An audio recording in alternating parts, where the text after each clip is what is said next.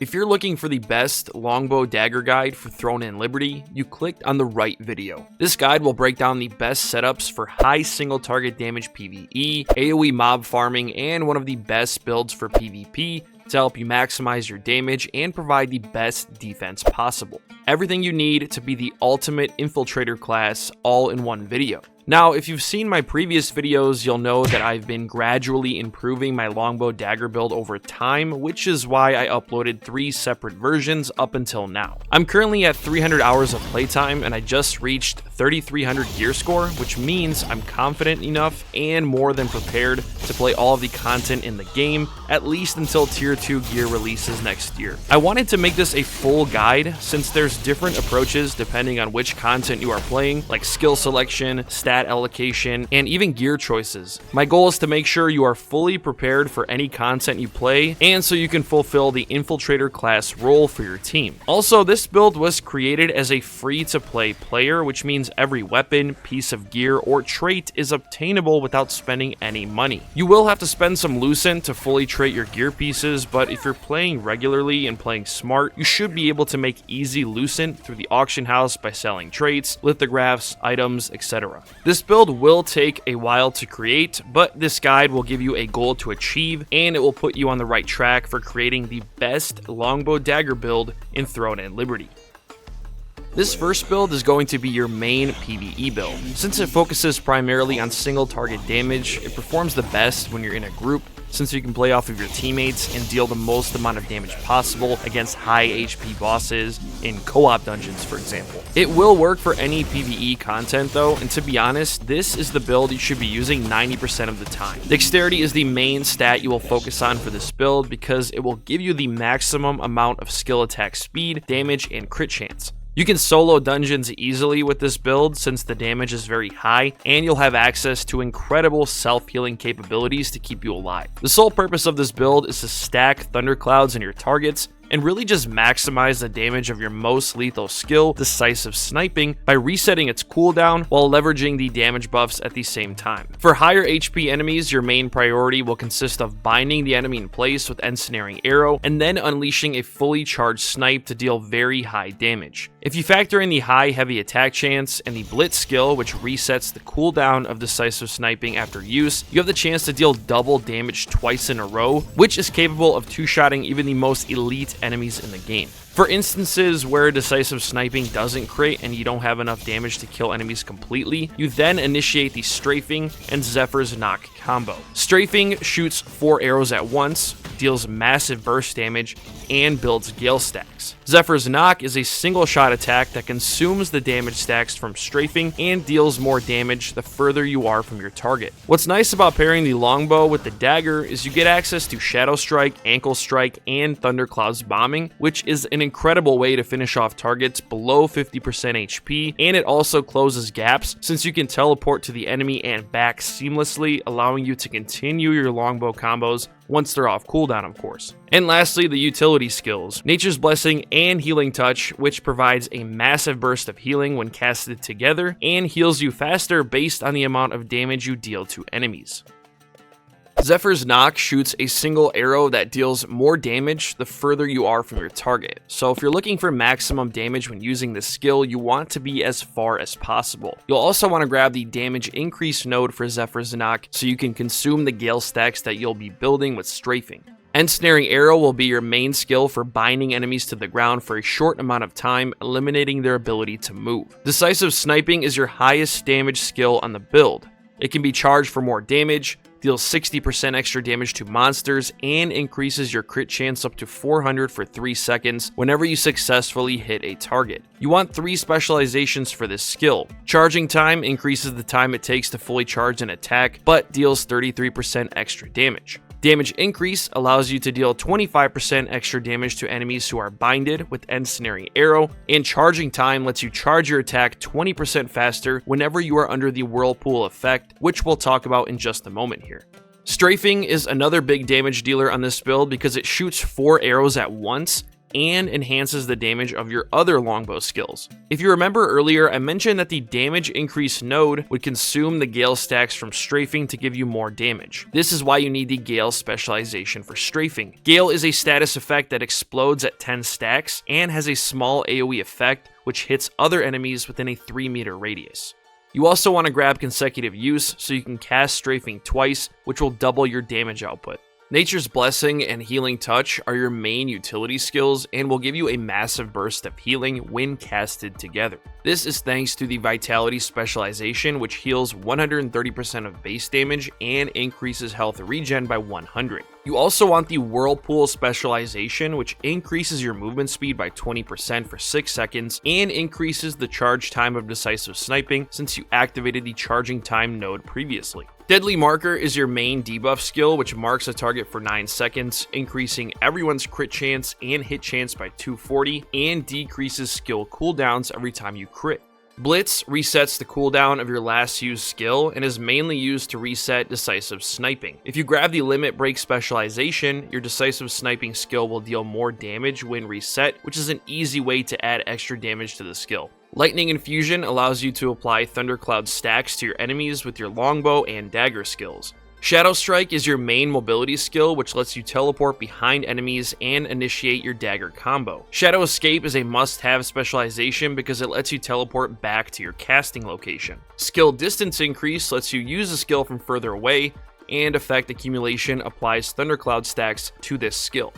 Ankle Strike is a nice CC for Dagger users because it has a 96% chance to apply prone to enemies who are bound. Since Shadow Strike has a chance to bind enemies, it's the perfect way to apply prone to your enemies and knock them down to the ground. You teleport behind them with Shadow Strike, binding them in the process, then you knock them down to the ground with Ankle Strike. If you grab the Offhand activation node, you'll reach up to 50% offhand attack chance with your daggers, which increases your chances to strike twice with Thundercloud's Bombing. Thundercloud's Bombing is a slash attack that consumes all Thundercloud stacks and causes an explosion for extra damage. If you manage to activate your offhand dagger, you'll be able to attack twice in one activation. I'm hoping that now that I went through each skill and specialization, you'll be able to grasp just how easily these skills work together to maximize your damage output and survivability. The first passive skill on this build is Rapid Fire Stance, which increases your crit chance and attack speed when you remain stationary for 2 seconds. Steady Aim increases crit chance by 435 to enemies who are binded with Ensnaring Arrow. Sniper Sense increases crit chance and crit damage for every meter away from your target. Roxy's Arrowhead applies a 15% chance to shoot an extra arrow with each attack that deals 128% of base damage. Assassin's Step increases mana regen by 94 and movement speed by nearly 40% for 6 seconds every time you kill an enemy. This can also be stacked with Whirlwind from Nature's Blessing to give you a massive speed boost. Assassin's Instincts increases crit chance by 290, Wrathful Edge increases crit damage by 18%, and Destructive Fang lowers the defense of enemies affected by Thundercloud stacks. For weapon mastery, starting with the Longbow, it's best to focus on the bottom skill tree since it increases your base damage, crit chance, and crit damage. Now for daggers, the same thing is going to apply. You'll mainly focus on the bottom skill tree since it increases your offhand attack chance, crits, and provides an extra skill damage boost to your dagger skills. This next build will be your AOE Mob Farming Build. To be honest, this build is best utilized when you're completing your level 50 resistance contracts. Since you'll be farming mobs of enemies in open world areas that have very little HP, you'll find it very easy to kill mobs almost instantly with this build, which will actually improve your farming methods since you can kill enemies a lot faster. This means you'll complete more contracts in a shorter amount of time, making you more efficient. Longbow Dagger isn't the best choice for AoE skills, but it has plenty of options for you to choose from, including Flash Wave, Tornado, and even Fatal Stigma. Skills like these synergize well with each other to give you just enough AoE capabilities to make farming a lot easier. I wouldn't use this as your main PvE build, simply because the build we just covered is far superior in terms of damage. I felt the need to make this AoE version simply because your main PvE build is designed for fighting difficult enemies with higher HP pools, and it isn't very efficient against open world enemies since your skills are very overpowered and revolve around single target damage anyways. For this build, you'll keep Zephyr's Knock with the damage increase node to take advantage of the gale stacks from strafing. Ensnaring Arrow will be available to you if you need to bind enemies in place for a short period of time. Decisive Sniping will turn into Decisive Bombardment once the specialization is unlocked.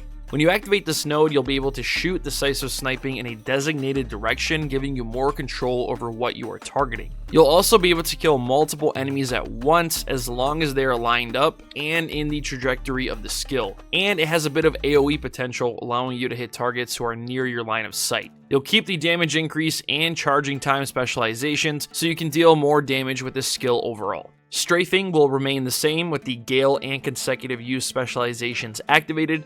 Nature's Blessing will be used with Healing Touch to give you self-healing capabilities when you're farming. You'll keep Limit Break on the build, so you can reset Decisive Bombardment and Flash Wave when needed.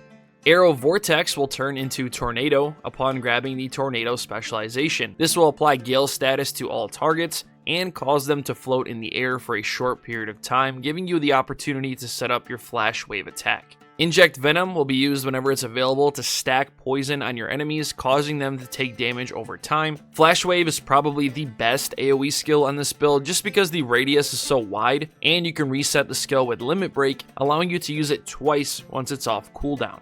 Fatal Stigma is also a nice AoE skill since it deals more damage to targets within a 3-meter radius with the AoE damage node. The skill resets every time you kill an enemy that's marked, allowing you to use the skill almost infinitely with no cooldowns, and can be buffed with the damage increase specialization.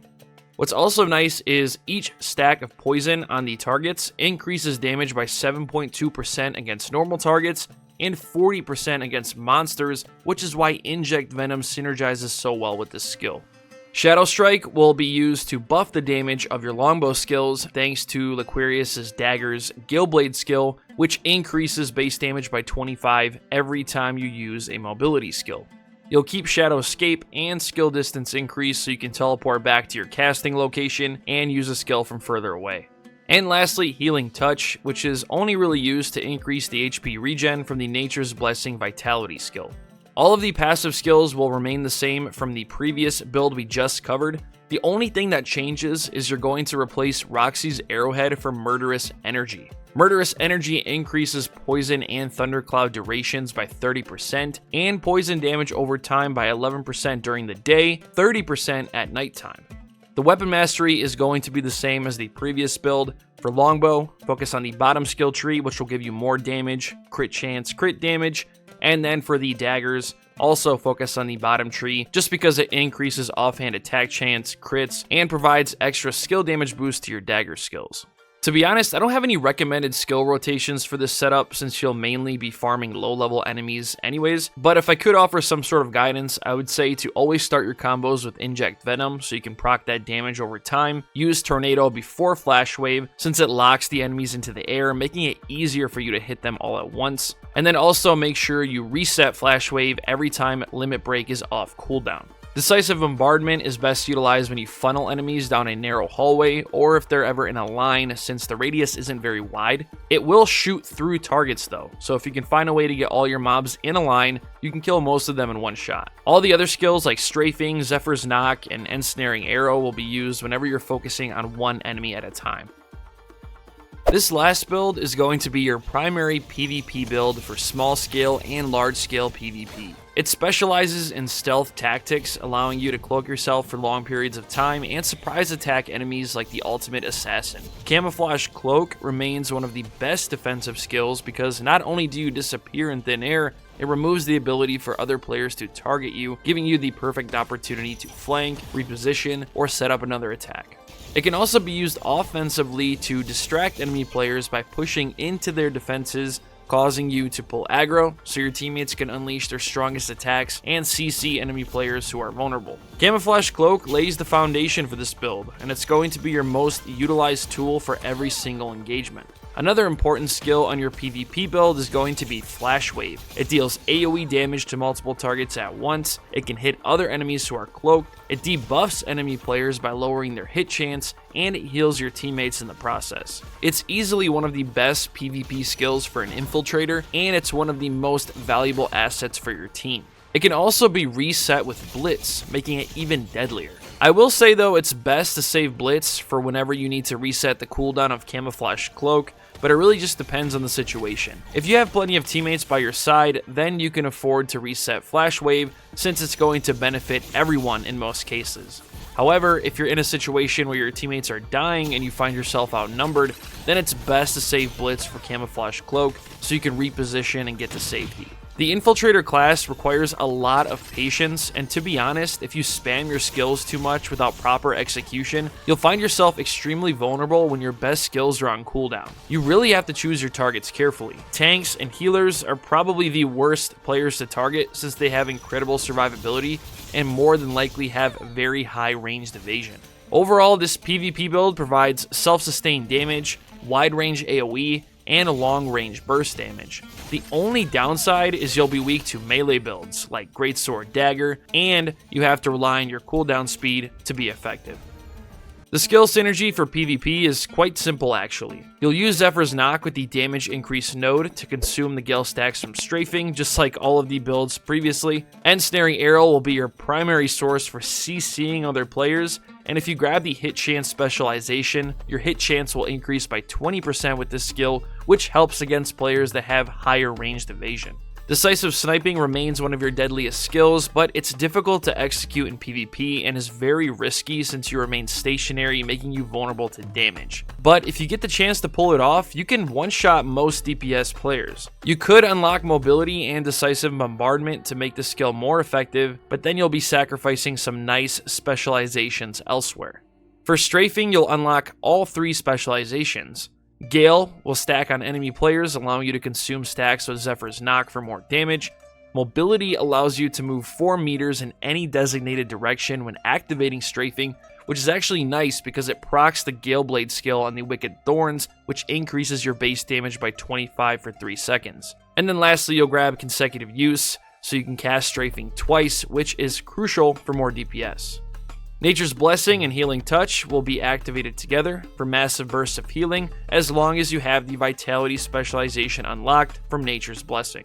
Blitz is an amazing skill for PvP because it resets the cooldown of your 2 best skills, which are Camouflage Cloak and Flash Wave. If you grab the cooldown specialization, the cooldown of Blitz will be decreased by 15 seconds, allowing you to use the skill more often. Flash Wave is your main wide-range AoE skill that deals damage and heals all allies within radius. If you grab the Blind specialization, you'll lower the hit chance of all players hit with the skill by 300 for 6 seconds, which is actually a really nice debuff.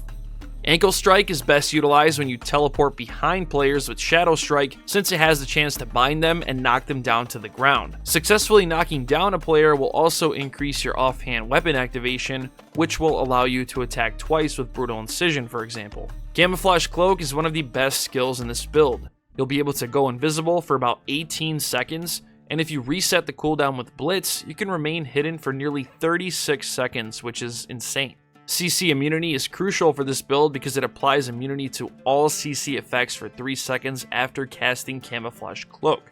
And if you want the longest cloak duration possible, you should definitely grab Increased Duration.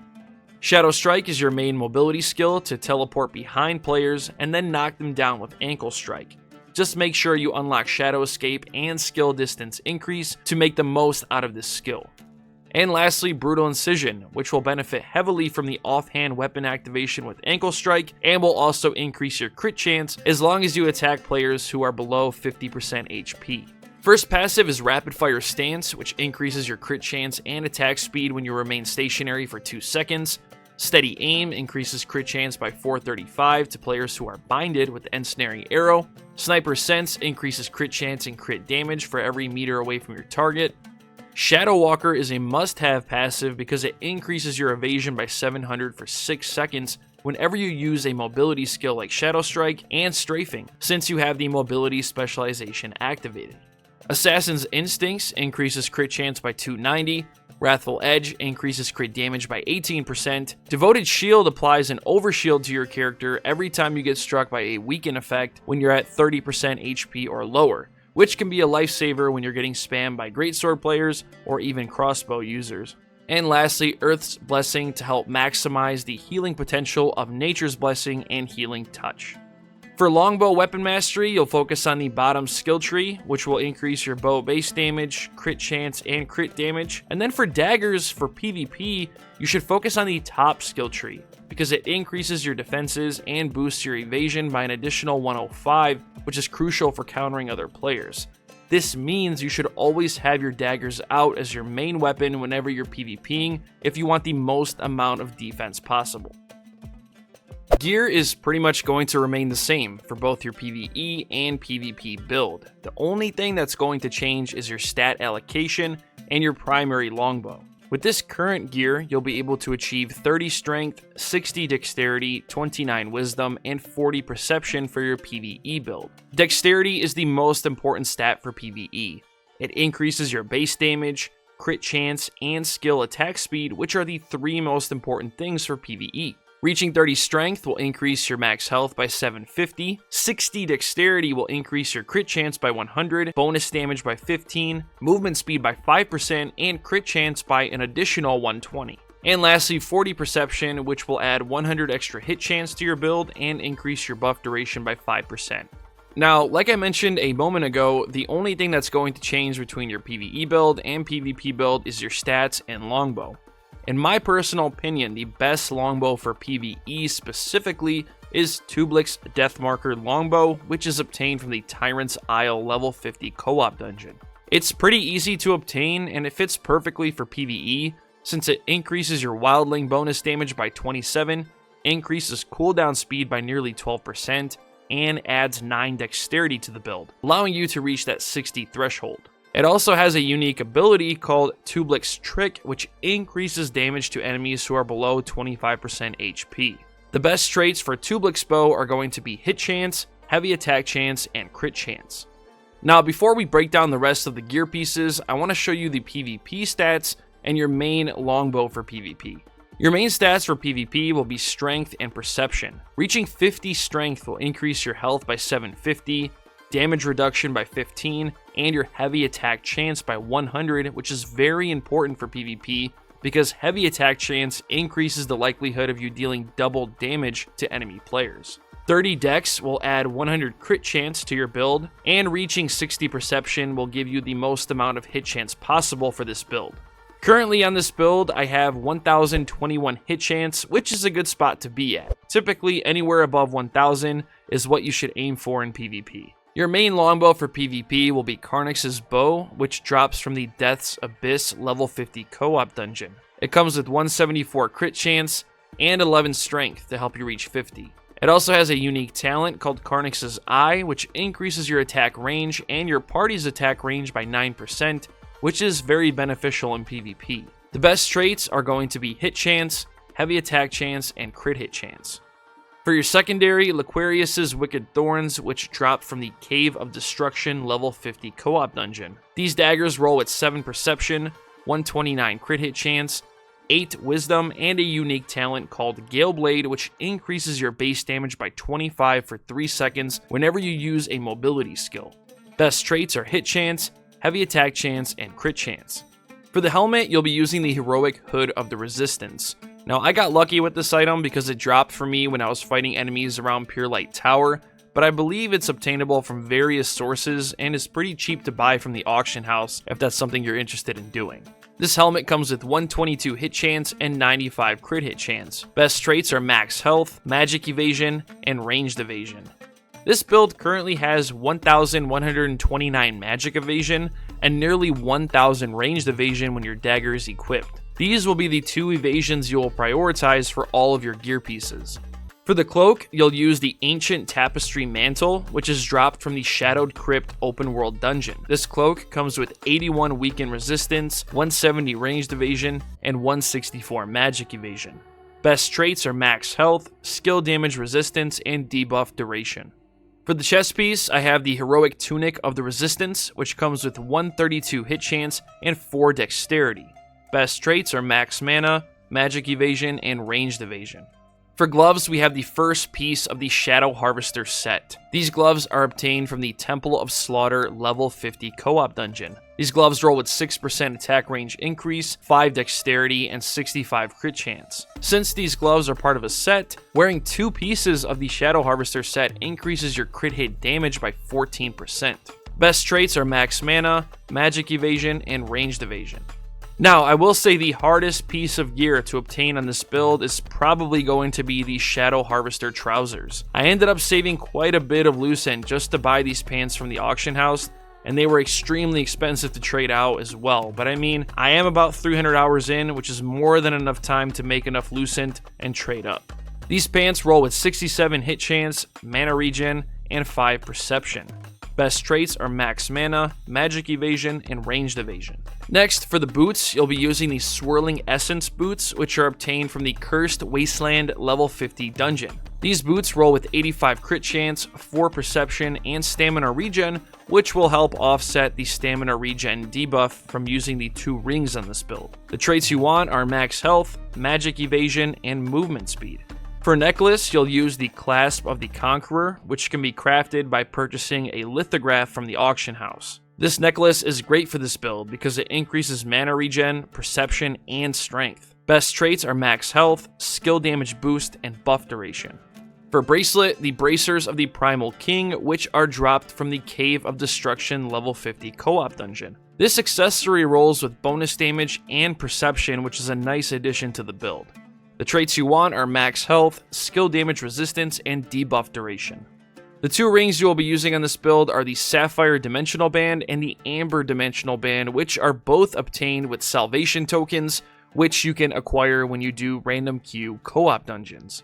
The Sapphire Dimensional Band comes with 6% attack range, 4 perception, and 4 wisdom. Best traits are max health, skill damage boost, and buff duration. The Amber Dimensional Band comes with 5% movement speed, 3 strength, and 4 dexterity. Best traits are max health, skill damage boost, and buff duration. And the last piece of gear, we have the Girdle of Spectral Skulls belt, which rolls with 170 range defense, 4 dexterity, and mana regen. Best traits are max mana, skill damage resistance, and debuff duration.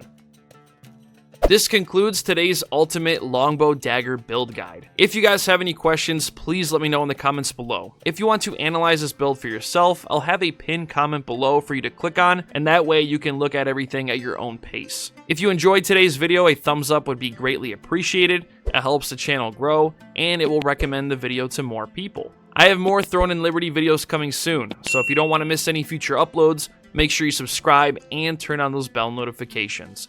Thanks for watching, everyone.